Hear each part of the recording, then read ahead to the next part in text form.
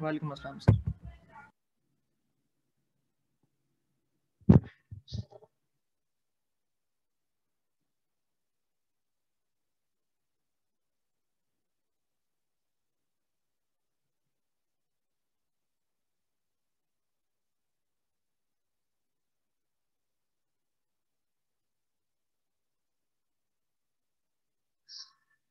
ठीक है, तो चलिए हल्का से रिकॉल कर लेते हैं लास्ट क्लास में क्या हुआ था, जब तक बाकी ज्वाइन कर लेंगे। स्मॉल सिग्नल पैरामीटर्स जो हम अभी देखते आ रहे थे, वो हम जीएम देख रहे थे, transconductance, R pi, R E देख रहे थे और गेन देख रहे थे, जिसको हमने एवी का नाम दिया हुआ था। अब गेन की भी डिफरेंट कैटेगरीज होती हैं। एक आपका अनलोडेड कंडीशन में गेन होता है, मतलब ओपन सर्किट वोल्टेज गेन कहलाता है, जिसको हम एवी नॉट कहते हैं। जो आई थिंक मैं दोबारा कहता हूँ, ये तीन गेन्स थे हमारे पास। ए वी नॉट होता है, ए वी होता है और जी वी होता है। हम हल्का सा बताने की कोशिश करते हैं कि बीजेटी से लेके हमने एक सर्किट डिजाइन किया था, और बीजेटी के कुछ अपने कहने के पैरामीटर से, मतलब जीएम जैसे अगर इसका मॉडल देखें तो बीजेटी का मॉडल क्या होता था, ये जैसे मॉडल है सामने आपके, ये मॉडल तो हमने लास्ट क्लास में देखा था। इसमें आपकी इंटरनल रेजिस्टेंस या इनपुट पे रेजिस्टेंस आर पाई होती है और आउटपुट पे करंट सोर्स होती है, तो जीएम वी बी, और इस केस में जीएम वी पाई लेके चल रहे थे। तो ये बीजेटी का मॉडल होता है। अब इसमें दो अलग वेरिएंट्स होते हैं, एक तरह से कि वो तो हाइब्रिड और टी मॉडल होता है, वो तो सही है। अब सर्किट आता है तो वो सर्किट में कहने के कुछ ऐसे कंपोनेंट्स लगे होंगे, जैसे आरसी है, आरबीबी है, जो सर्किट का पार्ट होते हैं। जैसे ये बीच की फिगर है, इसमें एक आरसी लगा हुआ है, सही रजिस्टर, और कहने के एक आर बी भी लगा हुआ है, कुछ केस में आर ई भी लगा होता है। तो ये सर्किट का पार्ट होते हैं। मतलब ये आपने बीजेटी से चीजें कनेक्ट की और आप उसको डिजाइन कर, तो हमने देखा था common emitter, common base, common collector, इसको नेक्स्ट क्लास में देखेंगे। तो बीजेटी से लेके अभी हमने सर्किट पे आए, जो रजिस्टर कंपोनेंट्स लगे हुए हैं, कुछ केस में आरबीबी लगा होता है इनपुट पे, कुछ केस में दो रजिस्टर लगे हुए होते हैं, वीडीडी से, वीसीसी से या ग्राउंड तक। आर सी आर ये जो रजिस्टर्स लगे हैं, ये इसके एक सर्किट का पूरा एम्पलीफायर डिजाइन कर रहे होते हैं। ये तो एक बीजेटी था, फिर हमने एक एम्पलीफायर डिजाइन किया था, common collector, common emitter, common base, etcetera. अब इसके भी हमने देखा था कि इसके पैरेलल में एक और रेजिस्टेंस आती है, जो इसकी अपनी इंटरनल रेजिस्टेंस होती है। एक इसकी रेजिस्टेंस आती है, इसको आर पाई बोलते हैं, यहाँ से देखें तो आर ई बोलते हैं, और एक करंट सोर्स आती है। तो ये तीनों चीजें मिलके एक बीजेटी का मॉडल बनाते हैं, जो यहाँ भी बताने की कोशिश की थी। इस बारे में देख लेते हैं। इस वाले में ये जो आपकी ये जो वैल्यूज थी, ये था, ये आपका सर्किट का मॉडल था। इसको दोबारा बना लेते हैं कि एक रेजिस्टर था, एक करंट सोर्स थी, और एक और आउटपुट पर रेजिस्टर था। ये कलेक्टर था, ये मीटर था, ये बेस था, ये आर पाई हो गई थी, ये जीएम वी पाई या जीएम वी बी थी, और ये आर नोट थी। तो उस इससे पहले हम आर नोट को कंसिडर नहीं करते थे, सिर्फ ये मॉडल होता था बीजेटी का, स्मॉल सिग्नल इक्विवेलेंट मॉडल। फिर हम आर नोट को कंसिडर करते थे। लेकिन ये सारे जो तीनों वैल्यूज हैं या तीनों जो फाइंड करेंगे हम, ये एक बीजेटी का इंटरनल मॉडल था। ठीक है, फिर एज एन एम्पलीफायर जब डिजाइन करते हैं तो आप उसमें कंपोनेंट्स लगाते हैं, आरसी लगाते हैं, आरबीबी लगाते हैं, आर ई लगाते हैं कुछ केस में, वो एम्पलीफायर का पार्ट होता है। ठीक, अब इसके अलावा भी कुछ चीजें ऐसे आती हैं, जैसे ये रेड जो सर्कल हुआ है, इसमें आर सिग्नल था, वी सिग्नल था, आउटपुट पे आर एल लोड है। ये सर्किट का इंटरनल पार्ट नहीं होता, मतलब एक तो बीजेटी का पार्ट होता है, एक एम्पलीफायर के कंपोनेंट्स होते हैं, R C, R B B वगैरह। ये जो सोर्सेज है ना, वी सिग्नल, ये आर सिग्नल एक सोर्स, उसकी इंटरनल रेजिस्टेंस है, आर एल आउटपुट रेजिस्टेंस है, ये एम्पलीफायर का अपना पार्ट नहीं है। ये बस कह लें कि आउटपुट पे आपने कुछ लोड लगा दिया, या किसी केस में चलने कोई मोटर लगा दी, कोई कुछ लोग एलईडी लगा देते हैं, कुछ लोग फैन लगा देते हैं, कुछ भी। इवन ऑसिलोस्कोप का जो प्रोब होता है वो लगाते हैं, उसकी लोड रेजिस्टेंस होती है। तो वो सर्किट का अपना पार्ट नहीं है, वो एक्सटर्नल आप टेस्ट करने के लिए या फिर कुछ लोड ड्राइव करने के लिए आप कुछ चीज लगा रहे हैं, उसको आप आर एल नाम दे रहे हैं। सिमिलरली एक आपको सप्लाई दे रहे हैं फंक्शन जनरेटर किसी से भी, उसकी इंटरनल रेजिस्टेंस है वो आर सिग्नल कहलाती है। ये तो अगेन अगर मैं इसको बताने की कोशिश करूँ तो ये अगर एक बीजेटी बना रहे हैं, एक तो ये बीजेटी है, ये कलेक्टर है, ये मीटर है, ये बेस, एक ये बीजेटी है, फिर इसकी एक अपना सर्किट है, लेकिन यहाँ आरबीबी हो गया है, जो भी आरसी हो गया, बस को और कुछ कनेक्ट करते हैं, यहाँ वायर खींच देते हैं। फिर तीसरा आता है कि आप कुछ लोड लगा रहे हैं, उसका जैसे इस केस में वो आर एल आ गया, यहाँ आपका आर सिग्नल आ गया, और ये आपका बी सिग्नल आ गया। सही, तो ये तीन लेवल्स है इसमें से। एक बीजेटी लेवल है जिसकी अंदर आपने बाकी सारे जो रजिस्टर वगैरह होते हैं, वैल्यूज होती हैं, वो है। एक उसके बाद जो सर्किट है, वो कुछ भी हो सकता है, किसी में आर सी हो, किसी में आर सी ना हो, आर बी भी हो, जो भी। और फिर उसके बाद एक लेवल है जिसमें आपका आर सिग्नल, वी सिग्नल और आर एल लोड वगैरह आपने लगाया हुआ था। ठीक है, तो अगर मैं बीजेटी की बात करता हूँ, अगर कहता हूँ मैं बीजेटी की मैं इंटरनल रेजिस्टेंस निकालनी करता हूँ बात, तो वो क्या होती है, वो सिर्फ आर पाई कहलाएगी इनपुट पे, क्योंकि आप आर पाई है। नहीं? अब कुछ केस में अगर मैं एम्पलीफायर की इनपुट रेजिस्टेंस की बात करूँ, तो वो यहाँ से कंसिडर होगा, हो सकता है वो R B B plus R pi हो, नहीं, और इवेंचुअली सोर्स के साथ रेजिस्टेंस डिफरेंट होगी। तो हमें ये तीन चीजें कंसिडर करते हुए हमें अपना गेन फाइंड करना पड़ता है। अब इससे आपके और किसी चीज फर्क नहीं पड़ेगा, गेन पे फर्क पड़ेगा। तो अब गेन, जैसे तीन गेन्स थे, एक ए वी नॉट था, एक ए वी था, और एक जी वी था। तो अब इन तीनों के अपने तो नाम है, ए वी नॉट कह लें कि ये है ओपन सर्किट वोल्टेज गेन होता है, मतलब उसमें मैं लिख नहीं रहा, समझ नोट्स में होगा, ओपन सर्किट वोल्टेज गेन है, ये ए वी नॉट होता है। इस केस में आप कुछ भी चीज कंसिडर नहीं करते, आप बस जो एम्पलीफायर रेड रेड लेवल तक जो डिजाइन है ना, उसको आप कंसिडर करते हैं। और आपने कहा कोई भी बाहर का फैक्टर नहीं लगा हुआ, कोई भी आर सिग्नल सोर्स नहीं लगी हुई, कोई भी आर एल नहीं लगा हुआ, बीजेटी की इंटरनल रेजिस्टेंसेस हैं, और जो आपने एम्पलीफायर के लिए जो रेजिस्टेंस लगाई है उसका फैक्टर इंक्लूड करके ए वी नॉट बनता है। तो अब इसका फॉर्मूला पे आते हैं, वी नॉट फॉर्मूला क्या होता है। इसमें मैं ये कह सकता हूँ कि जो आर एल है वो एक तरह से इनफाइनाइट है। अब ये क्यों है, क्योंकि अब ए वी नॉट में आप इस फैक्टर को इंक्लूड करते नहीं। तो अगर मैं आउटपुट साइड से देखूं, मैं बीजेटी का कहने के आउटपुट इक्विवेलेंट साइड बनाना चाहूँ, तो ये एक रेजिस्टेंस है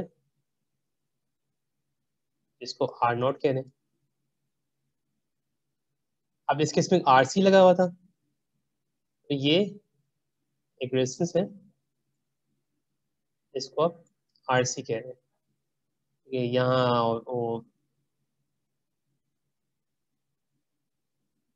आर पाई है, ये आपका मीटर है, जो भी ग्राउंड। ठीक, तो अब ए वी नॉट की जब बात हो रही है, तो उसमें आपका ये सर्किट है। ठीक है, आपने आउटपुट साइड पे आरसी लगाया हुआ है, अभी इनपुट साइड में नहीं कंसिडर करा, सिर्फ आउटपुट साइड कंसिडर करो, तो सिर्फ आपका आरसी कंपोनेंट लगा हुआ है क्योंकि वो सर्किट का पार्ट था। वो आरसी क्रिस्टल लगा हुआ था तो सर्किट का पार्ट था, तो उसका फैक्टर इंक्लूड हो रहा है। अब जब ए वी नॉट की बात आ रही है तो इसमें बोला है आर एल इनफाइनाइट है।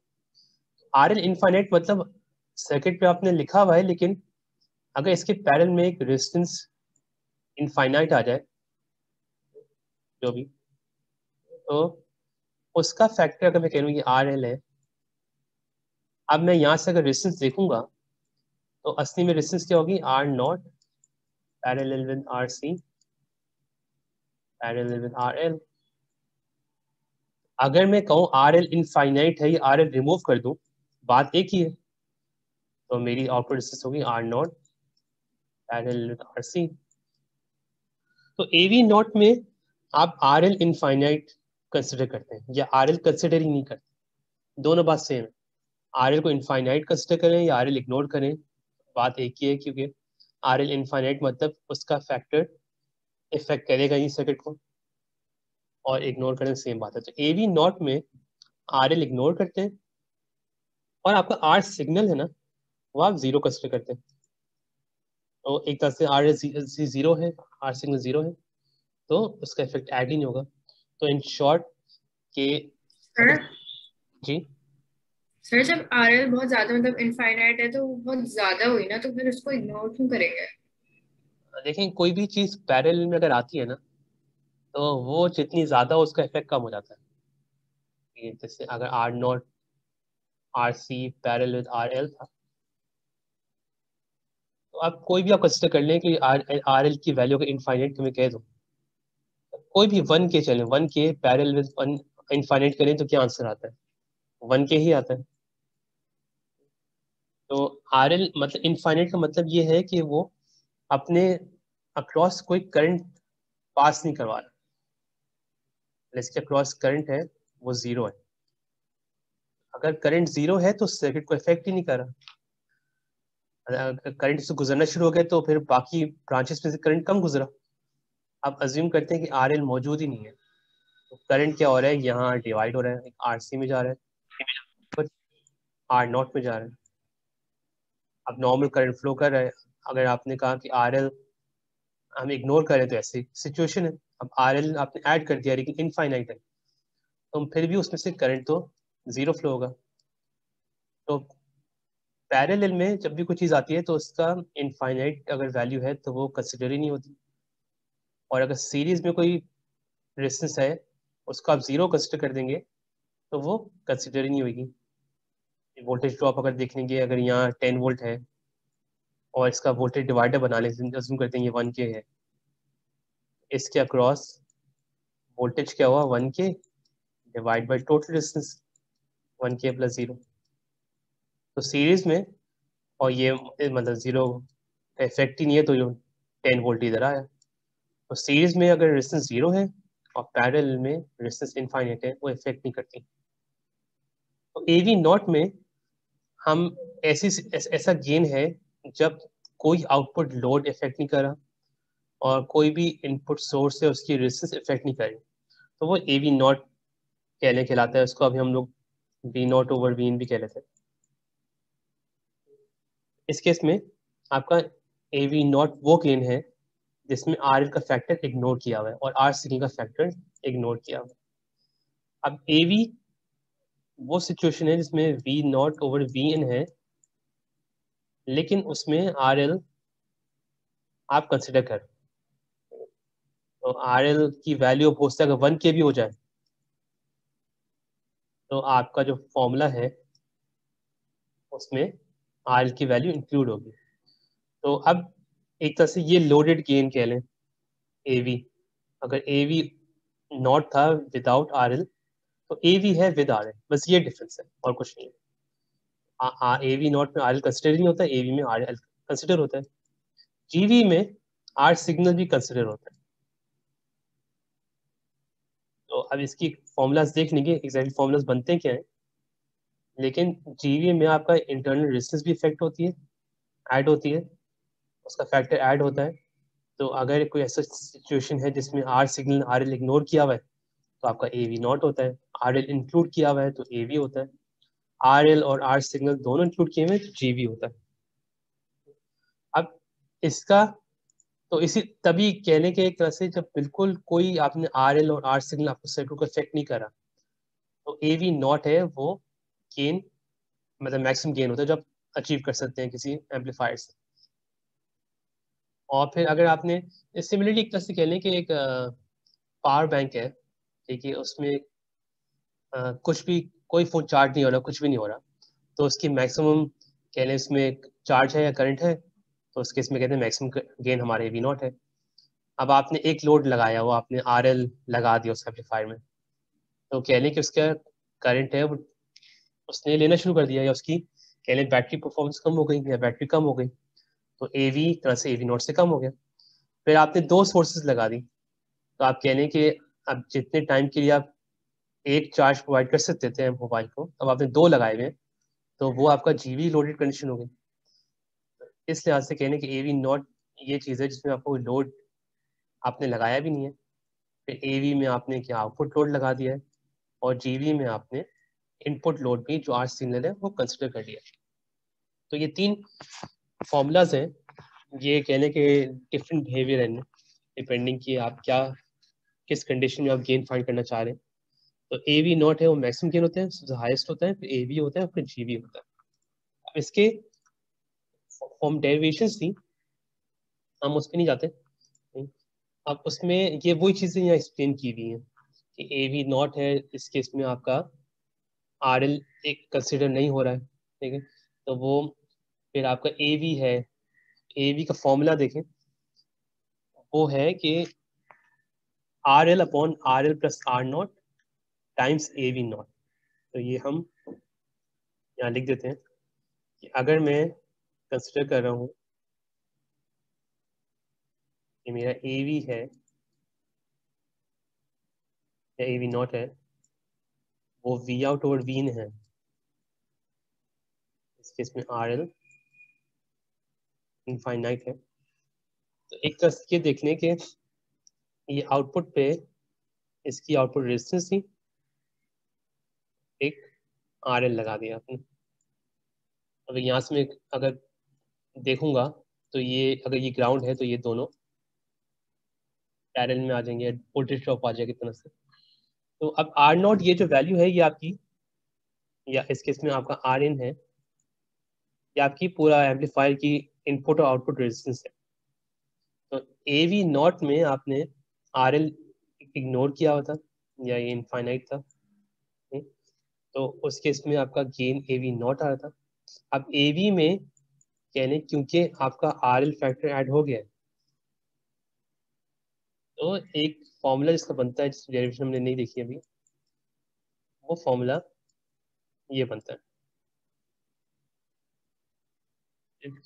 तो इसमें आप वो अगेन देख सकते हैं कि अगर अगर आर एल में इनफाइनाइट कर दूंगा, तो infinite divide by infinite plus कोई नोन वैल्यू 1 होती है, और आपका gain again A V note के बराबर आ जाता है।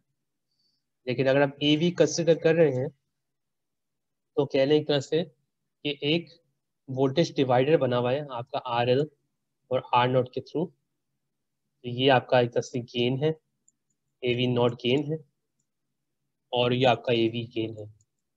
तो एक वोल्टेज डिवाइडर है जो गेन ड्रॉप कर रहा है, तो ए वी का फॉर्मूला ये होता है। तो अगर आपने ए वी नॉट फाइंड कर लिया, जो हम यूजुअली फाइंड करते हुए आए हैं फॉर्मूलाज में पहले, तो वो अगर फाइंड कर लिया और अगर आपको आर एल गिवन है, तो R L divide by R L plus R naught equals to A V naught आपका ए वी गेन होता है। ये आर नॉट है, ये आपकी ओप एम्प की जो एम्पलीफायर की आउटपुट रेजिस्टेंस है। ये जो अभी हम जैसे फॉर्मूलाज देख रहे थे, कुछ केस में वो R naught parallel with R C होता है, ठीक? तो ये आर नॉट आपकी बीजेटी की आउटपुट रेजिस्टेंस होती है, स्मॉल आर नॉट, और कैपिटल आर नॉट आपकी एम्पलीफायर की आउटपुट रेजिस्टेंस होती है। ये ऐसे करके आपका आर नॉट होता है, तो ये कैपिटल स्मॉल में डिफरेंस होता है। अब इसकी एक और डेरिवेशन थी जी वी फाइंड करने की, तो वो हम इग्नोर कर रहे हैं। तो उस केस में जो आपका फॉर्मूला होता है, वो आपका V out divide by V signal होता है। अभी जो आप कंसिडर कर रहे थे वो आपने वी इन ये था, ठीक है, तो अभी एक सेकंड,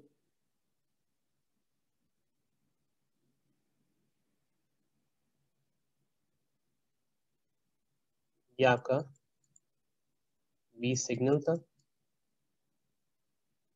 और ये आपका R सिग्नल था। तो अभी आप कह लें कि यहाँ से और यहाँ तक अगर मैं देख रहा हूँ ना, इस केस में मेरा इनपुट रेजिस्टेंस है वो यहाँ से मैंने काउंट की हुई है, और आउटपुट रेजिस्टेंस बिल्कुल कह लें कि R0 कंसिडर किया हुआ है मैंने। तो ये आपका AV0 था, इसमें आपकी एम्पलीफायर की आर इन थी और एम्पलीफायर की R0 थी। अब अगर मैं RL भी कंसिडर कर रहा हूँ तो वो मेरा AV हो गया था। इसमें इनपुट रेजिस्टेंस तो थी आपकी एम्पलीफायर की, आउटपुट में आपका RL फैक्टर भी ऐड हुआ होता। अब थर्ड केस में आपने R सिग्नल वाला फैक्टर भी ऐड कर लिया और आपका आउटपुट पे RL भी ऐड हुआ है, तो वो आपका GV है। तो तभी AV0 में हम इसको V0 ही कह रहे थे। ये V0 यहाँ है बेसिकली, ये यहाँ कंसिडर करूँ, ये V0 ही है इस तरह से। Vin बेसिकली ये वोल्टेज है आपका, ये नोड है आपका, और V सिग्नल आपका ये वाला नोड है। तो AV का फॉर्मूला, AV0 का फॉर्मूला तो नॉर्मल जो हम देखते हैं वही होता है।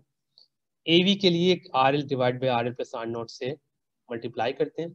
अब GV देख लें कि V0 divide by V signal है। अभी AV वाले केसेस आप देख रहे थे, उसमें डिनोमिनेटर में VN आता था, VI आता था, GV में V सिग्नल आएगा। तो इसकी भी डेरिवेशन अगर मैं यहाँ स्किप करके इसका फाइनल वैल्यू लिख दूँ तो वो AV टाइम्स RN अपॉन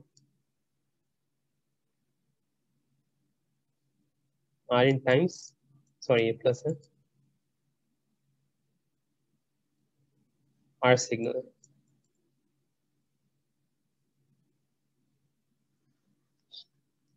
तो AV0 सिंपल इक्वेशन थी, उससे हम AV निकाल सकते थे और फिर GV हम AV की हेल्प से निकाल सकते हैं। तो अगेन जैसे AV आउटपुट पे एक वोल्टेज डिवाइडर था, वैसे GV इनपुट साइड पे voltage divider, RN divide by RN plus R signal, तो इससे एक वोल्टेज डिवाइडर है। इसकी यही डेरिवेशन यहाँ लिखी हुई है, उसका आप गो थ्रू कर सकते हैं ये कैसे GV निकाला हुआ है। लेकिन ये 3 गेन्स हैं जिनको हम लेके सॉल्व करेंगे अपनी नेक्स्ट सर्किट वगैरह। इसमें किसी को कंफ्यूजन है कि ये 3 वैल्यूज कहाँ से आएंगी?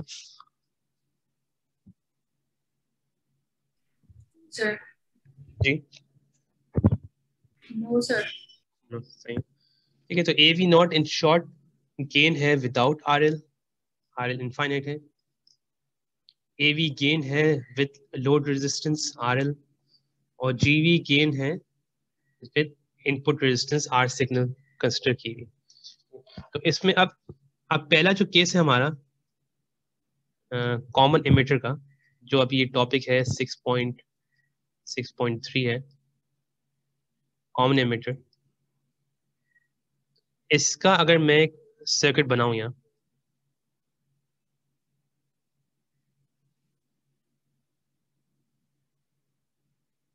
सिम करते हैं कि इस साइड पे कुछ अभी बिल्कुल सिंपल सर्किट है, तो यहाँ से R सिग्नल लगा हुआ है और कुछ नहीं है,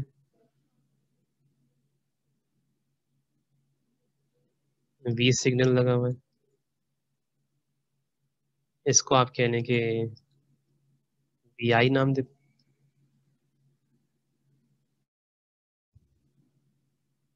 एंड यहाँ आपका RC लगा हुआ है। ये आपका V0 है, ये आपका VCC लगा हुआ है। तो एक सर्किट है जो हमें गिवन है, जिसके इसमें से RC रेजिस्टेंस ऐड हुई है और कोई रेजिस्टेंस नहीं है। इसका स्मॉल सिग्नल बनानी कोशिश करूँ सब चीजें इंक्लूड करके, तो आप देखें यहाँ एक RL का फैक्टर अभी निगलेक्ट किया हुआ है। वैसे RL हो सकता है सर्किट में इधर लगा हुआ हो, RL with respect to ground होता है। अब स्मॉल सिग्नल में हमें पता है कि आपका जो कह लें कि वीसी सोर्सेज होती हैं, जो डीसी सोर्सेज होती हैं, वो निगलेक्ट होती हैं या वो ग्राउंड कंसिडर होती हैं। तो अगर मैं इनपुट साइड से बनाना शुरू करूँ सर्किट, तो ये तो ऐसी आपका आर सिग्नल और ये वी सिग्नल जैसे था वैसे ही आपका ऐड हो गया। ठीक है? अब ये आपका एक, अब इनपुट साइड पे और कोई रेजिस्टेंस नहीं थी, तो जो हमारा मॉडल है वो शुरू हो गया। अब हम इसको वो बिल्कुल जैसे बना रहे हैं, आर पाई यहाँ है, जी एम वी पाई, फिर आपका एक आउटपुट रेजिस्टेंस। अब आउटपुट साइड पे और क्या आएगा, एक आरसी आएगा।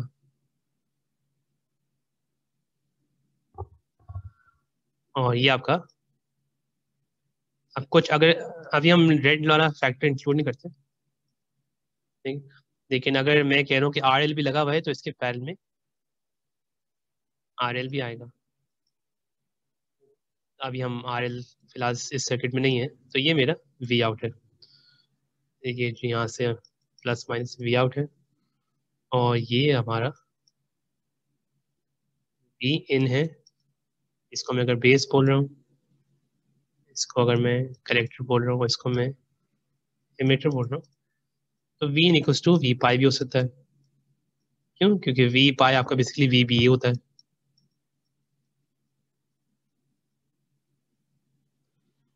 ठीक है, तो ये सर्किट आप ऐसे इसको चेंज कर सकते हैं। तो अब अगर बात आती है, ये आपकी इनपुट रेजिस्टेंस है और ये आपकी आउटपुट रेजिस्टेंस है। अब मैं सारी चीजें फाइंड करने की कोशिश करता हूँ, मैं आर एन फाइंड करने की कोशिश करता हूँ। तो आर एन की वैल्यू मुझे कोई बता सकता है कि जो नॉर्मल आर एन है आपका, उसकी वैल्यू क्या होगी?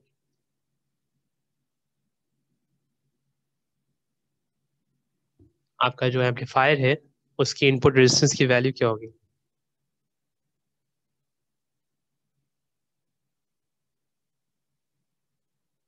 देखिए, आर एन यहाँ से फीड हो रहा है बेस की साइड से।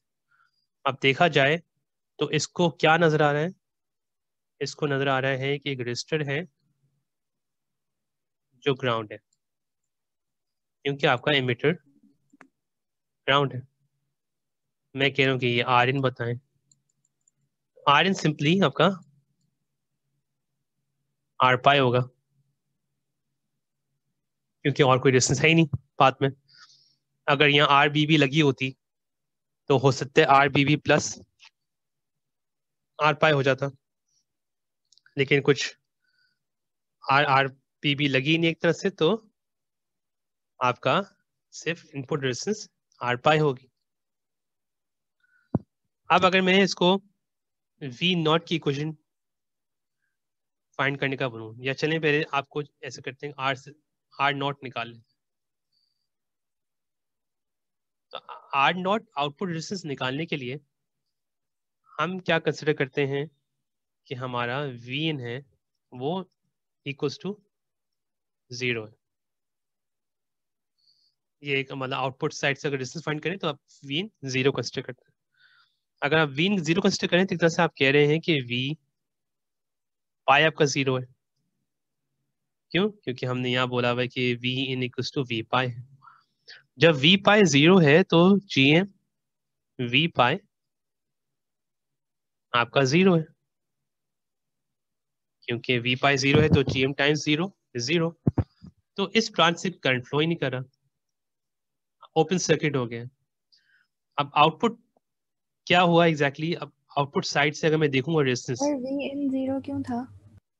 क्या करते हैं वो, जैसे सुपर पोजिशन जैसे करते हैं ना, सुपर पोजिशन में आप एक वोल्टेज कंसिडर करके आप बाकी सब निग्लेक्ट करते हैं, शॉर्ट करते हैं। तो आउटपुट रेजिस्टेंस मालूम करने के लिए आप इनपुट रेजिस्टेंस को 0 कंसिडर करते हैं, जीरो इनपुट वोल्टेज को 0 कंसिडर करते हैं। तो आज अगर मैं R naught output resistance measure करना चाह रहा हूँ, तो वी इनका फैक्टर कोई इसमें ऐड ही नहीं होता या कुछ इन्फ्लुएंस ही नहीं लाता। तो वी इन कहने की इक्वल टू 0 कर देते हैं, तो वो अजम्पशन ये लेके सॉल्व करते हैं इसको।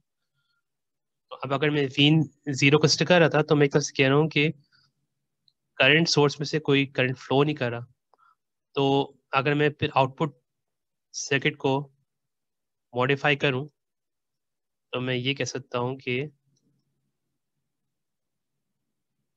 ये मेरा R0 है, ये मेरा RC है, और हम यहाँ से एक R0 मेजर कर रहे हैं। तो अब R0, और ये तो ओपन सर्किट ओपन कनेक्शन था, तो ओपन में तो इनफाइनाइट हो जाता है, ये करंट फ्लो नहीं करा, तो वही अगर किसी ब्रांच में करंट फ्लो नहीं करे तो उसकी रेजिस्टेंस इनफाइनाइट है रेजिस्टेंस। तो अब R0 की इक्वेशन क्या होनी चाहिए, मतलब R0 में आउटपुट साइड से देख रहा हूँ, एक RC एक R0 है, तो इसकी रेजिस्टेंस क्या होगी, R0 पैरेलल RC।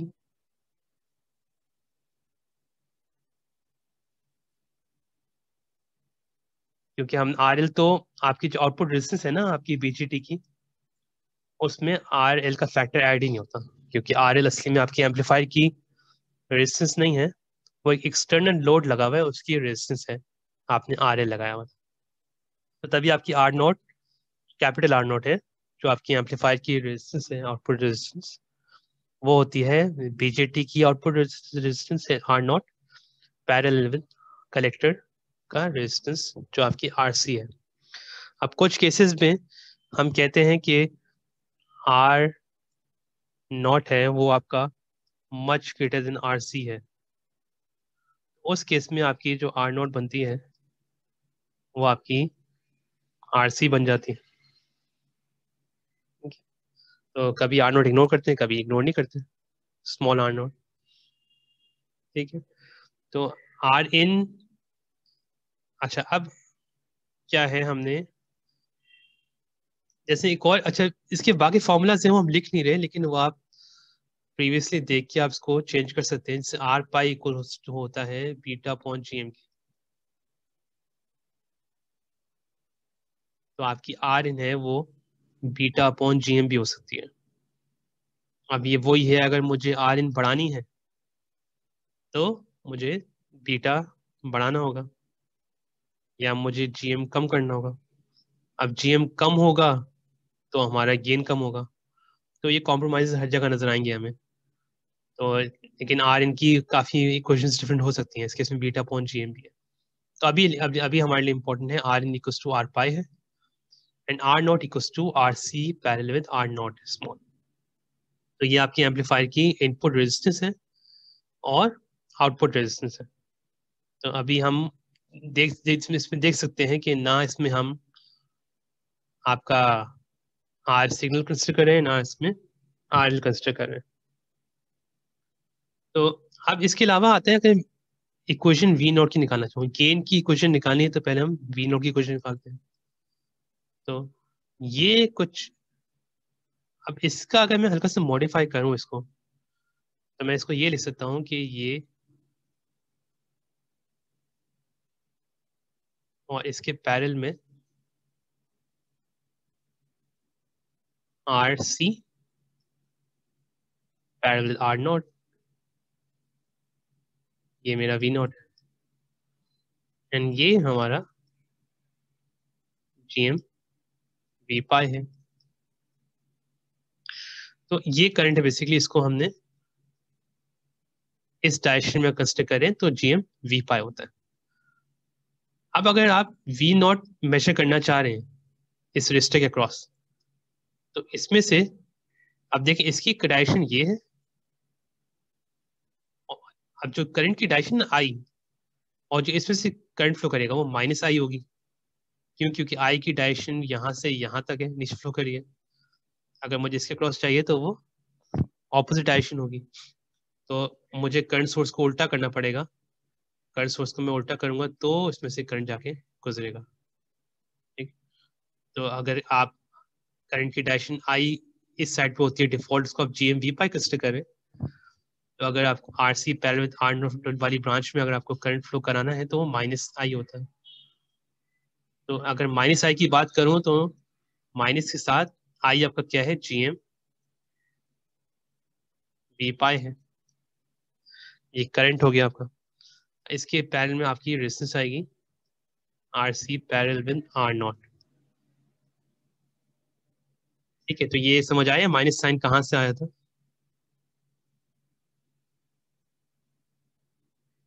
ठीक है, तो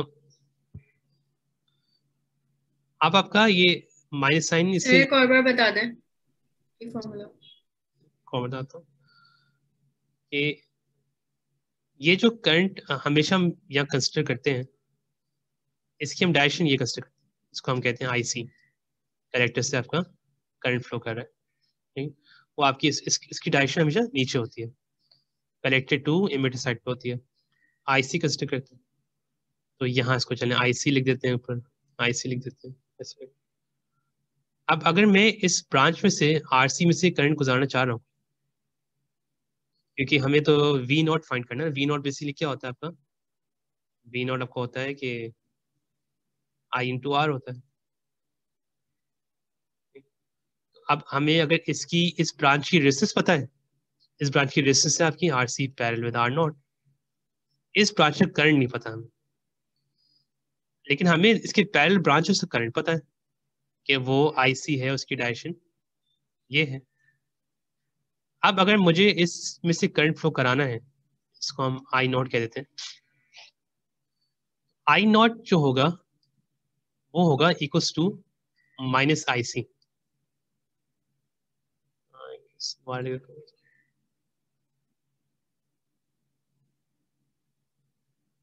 वो होगा माइनस आई सी। क्यों? क्योंकि अब करंट कहाँ से आएगा? करंट इस ब्रांच से आप वापस खींचेंगे और इसमें से फ्लो कराएंगे। तो अगर आईसी की डायरेक्शन कलेक्टेड टू एमिटेड या कलेक्टेड टू ग्राउंड थी, अब अगर आपने आईसी की डायरेक्शन ऑपोजिट कर दी आई नॉट बनाने के लिए, तो मैं ये कह सकता हूँ आई नॉट इक्वल्स टू माइनस आई सी। अगर आई सी जी एम वी पाए था, तो आई नॉट क्या हो गया? माइनस जी एम वी पाए हो गया। तो ये वी नॉट की क्वेश्चन आ गई। अब वी इन है, वो हमें पता है कि वो है वी पाई के बराबर। तो अगर ए वी नॉट फाइंड करने को बोला जाए, तो वो V not over V I आपका minus G M V pi times R C parallel with R not upon V pi. तो वी पाई कैंसिल होता है। ए वी नॉट हम कह सकते हैं कि इक्वल्स है minus G M times R C parallel with R naught. तो ये आपका ए वी नॉट का फॉर्मूला है इस सर्किट का। ठीक है, अब बात आ रही है कि बाकी फैक्टर्स इंक्लूड करें तो क्या हो?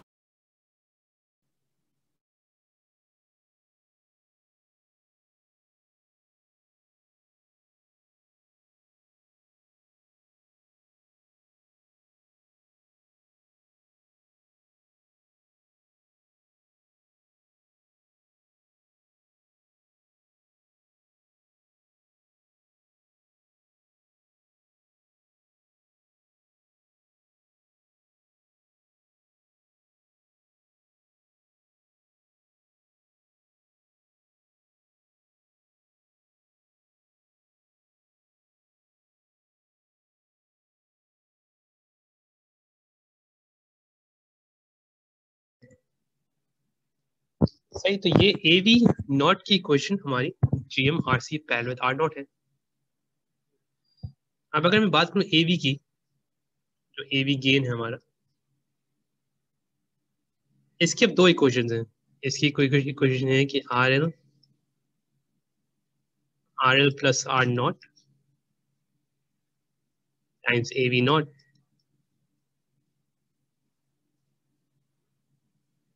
अगर मुझे ए वी फाइंड आउट करना है, ए वी नॉट मैं फाइंड आउट कर चुका हूँ, आर एल की वैल्यू पता है, तो मैं इसको सॉल्व कर सकता हूँ। अब दूसरा एक और फॉर्मूला है जिससे रिजल्ट सिमिलर आता है, सेम आता है, वो होता है माइनस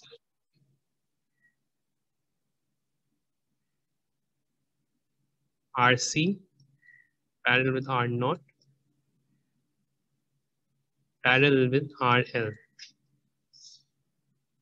तो आप इसमें देखें कि एवी फाइंड करने के लिए हमने बस आरएल वाला फैक्टर पैरेलल में काउंट किया।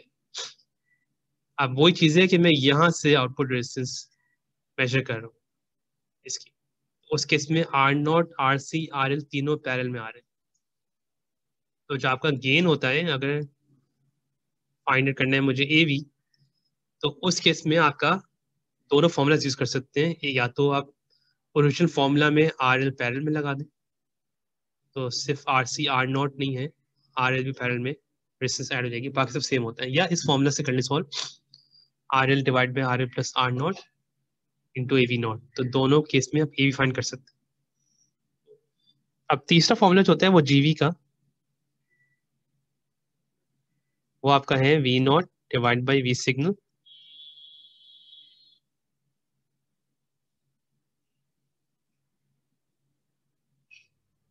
या इसको मैं ये भी कह सकता हूँ कि A V times R N upon R N plus R signal, जो हमने देखा था प्रीवियस फॉर्मूला। अब बात आती है इस सेकंड, इस पोर्शन को देखें।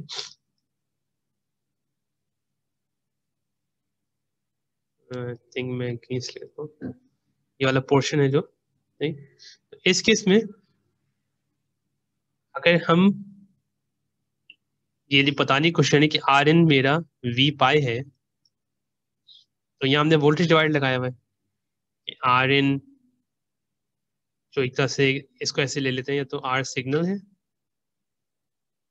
और ये है, तो आर एन ये है जो आर पाई के बराबर है, और ये आर सिग्नल है। तो यहाँ आपने वोल्टेज डिवाइडर लिया था जीवी फाइंड करने के लिए, ताकि इस फॉर्मूला में ए वी, इसको यहाँ लिख देते हैं कि ए वी बेसिकली आपका क्या था, आपका था minus G M times R C parallel with R L R naught parallel with R L. ये मेरा ए वी के बराबर था, times R N, R N क्या था, आर पाई था आपका, divide by R pi plus R signal. R N क्यों, क्योंकि आर एन आर पाई के बराबर है। तो अब फॉर्मूला मेरा क्या होता है कि एक और फॉर्मूला पता है कि आर पाई क्या होता है, बीटा अपॉन जीएम के बराबर होता है। तो बीटा आपका आर पाई जीएम होता है। तो यहाँ जीएम न्यूमरेटर में, आर पाई भी न्यूमरेटर में, तो मैं फॉर्मूला को लिख सकता हूँ कि minus beta R C R naught R L divide by R pi plus R signal. ये जीवी का फॉर्मूला हो सकता है। सही, तो जीवी के दोनों फॉर्मूला हो सकते हैं अगेन। एक ये वाला फॉर्मूला तो ए वी टाइम्स इनपुट का voltage divider R in upon R in plus R signal, और जीवी का दूसरा फॉर्मूला ये हो सकता है। इसके बाकी बीटा की जगह आप कुछ और भी रख सकते हैं, अल्फा निकाल के सॉल्व कर सकते हैं, वो अलग बात है। तो इन शॉर्ट आपका जो है कि आर इन वो रेजिस्टेंस है जो आपकी एम्पलीफायर की रेजिस्टेंस है, जिसमें आर सिग्नल का फैक्टर इंक्लूड नहीं होता। तो आर इन तभी हमारी आर पाई आ रही थी, हम इसको सॉल्व कर रहे थे। आर नॉट जो कैपिटल है वो आपकी एम्पलीफायर की आउटपुट रेजिस्टेंस है, रेजिस्टेंस जिसमें आपका आर एल फैक्टर ऐड नहीं होता। ए वी नॉट वो गेन है जिसमें ना आर सिग्नल ऐड होता है ना आपका आर एल ऐड होता है। ए वी वो गेन है जिसमें आपका आर एल ऐड होता है। जी वी वो गेन है जिसमें आपका आर एल आर सिग्नल दोनों ऐड होते हैं। ये तीन गेन्स हैं जो सॉल्व करने को आ सकते हैं। तो इसमें जो आपका ए जी वी है उसको ये लोग बोलते हैं ओवरऑल वोल्टेज गेन बोलते हैं। ओवरऑल वोल्टेज गेन इसलिए क्योंकि इसमें सब चीजें इंक्लूड है, आर सिग्नल भी इंक्लूड है, आपका आर एल भी इंक्लूड है। बाकी आपका जो ए वी है, ए वी नॉट है, इसको ओपन सर्किट वोल्टेज गेन बोलते हैं, या सिंपल वोल्टेज गेन बोलते हैं। और उसमें एक केस में आर एल इनफाइनाइट एज्यूम करते हैं, एक केस में आर एल फाइनाइट एज्यूम करते हैं। तो ये कॉमन एमिटर सर्किट था, इसका ये फॉर्मूलाज थे। आप आपको सर्किट देख के काफी चीजें क्लियर हो जानी चाहिए कि अगर आपने स्मॉल सिग्नल मॉडल सही बना दिया तो आपको पता होना चाहिए कि अच्छा कि इनपुट रेजिस्टेंस की बात हो रही है, इनपुट रेजिस्टेंस में ये चीजें लगी हुई हैं तो इसकी ये होगी। अगर उसमें आर सिग्नल फैक्टर ऐड नहीं करना, आपको आर आर नॉट का पता होना चाहिए कि भाई आउटपुट में क्या रेजिस्टेंस आई हुई है, तो आप वो ऐड कर सकते हैं और सिंपली आप इसका गेन तीनों फाइंड कर सकते हैं। तो एक एक्सरसाइज है इसकी 6.42, ठीक है। 6.42 मतलब कॉमन एमिटर की ही एक्सरसाइज है, जिसमें आपको ये सारे पैरामीटर्स फाइंड करने हैं, A V naught G V वगैरह और सारे इनपुट रेजिस्टेंस वगैरह हैं। तो उससे फाइंड करके आपको सॉल्व करना है। तो एक अच्छी प्रैक्टिस एग्जाम्पल है जिसको हम लेके सॉल्व करेंगे, ठीक है। तो वो आप ट्राई करिएगा, उसको नेक्स्ट क्लास में हल्का सा गो थ्रू क्विकली कर लेंगे अगर किसी को इशू हो रहा होगा। और फिर इसके बाद अब एक नेक्स्ट टॉपिक जो होगा उसमें, अभी तो हमने ये कॉमन एमिटर सर्किट यूज किया होता। अब कुछ सर्किट्स में क्या होता है, एक यहाँ आपका आर ई रेजिस्टर भी लगा होता है, तो वो वाला उसका फैक्टर अगर ऐड करते हैं तो थोड़ा सर्किट कॉम्प्लिकेट हो जाता है वो इस तरह से, क्योंकि उस केस में आपका एमिटर डायरेक्टली ग्राउंड नहीं है, एक रास्ते में एमिटर आ रही रेजिस्टेंस आ रही होती है। तो उसको क्विकली देखेंगे, उसको ज़्यादा डिटेल में नहीं देखेंगे, उसको क्विकली देखेंगे कि उसकी वजह से फर्क क्या होता है। लेकिन ये चीज़ इंपॉर्टेंट इस लिहाज से है क्योंकि ये बाकी कॉमन बेस और कॉमन कलेक्टर है, तो उसमें सेम चीज़ फॉलो होगी। तो हमने इसको थोड़ा डिटेल में देखा हुआ है कि गेन्स कैसे फाइंड होते हैं और क्या क्या गेन में क्या क्या वैल्यूज कंसिडर होती हैं क्या नहीं होती। तो बाकी पोर्शंस में हम इतना जल्दी गो थ्रू करेंगे, इतना टाइम नहीं लगाएंगे इसके। तो ये इसका जिसको क्लियर नहीं है वो गो थ्रू कर लीजिएगा। एक्सरसाइज 6.42 है, वो हम नेक्स्ट क्लास में कवर कर लेंगे, अगर किसी को मसला होता है, और फिर नेक्स्ट जो बाकी टॉपिक्स हैं उनको देख लेंगे। तो फिर नेक्स्ट क्लास फ्राइडे को है और 10:40 पे। तो आपकी आप लोग की 11:30 को क्लास है, अहमद की क्लास है 11:30 पे फ्राइडे को? जी सर, डीटी होती है। डीटी होती है। और 10:40 से पहले भी क्लास है? जी सर, 9:30 पे 9:40 पे भी होती है। थिंक मंडे ही फ्री होता है फिर, जो मंडे को 2 सेशन से। मैं आपको बता दूंगा सर। ठीक है, तो नेक्स्ट वीक में क्लास रखते हैं एक्स्ट्रा। ठीक है, चलिए, थैंक यू। फिर फ्राइडे को कंटिन्यू करते हैं इसको। होपफुली हो सकता है कि नेक्स्ट वीक हमारा आई थिंक लास्ट वीक है मिड टर्म से पहले शायद। तो फ्राइडे को होपफुली मैं असाइनमेंट दे दूंगा और नेक्स्ट फ्राइडे को उसकी सबमिशन के साथ उसका क्विज हो जाएगा, ताकि मिड से पहले 2 असाइनमेंट 2 क्विज हो जाए। ठीक है, तो फिर नेक्स्ट इस फ्राइडे ओके सर। कंटिन्यू करते हैं। ओके, अल्लाह हाफिज। अल्लाह हाफिज़। अल्लाह हाफिज़।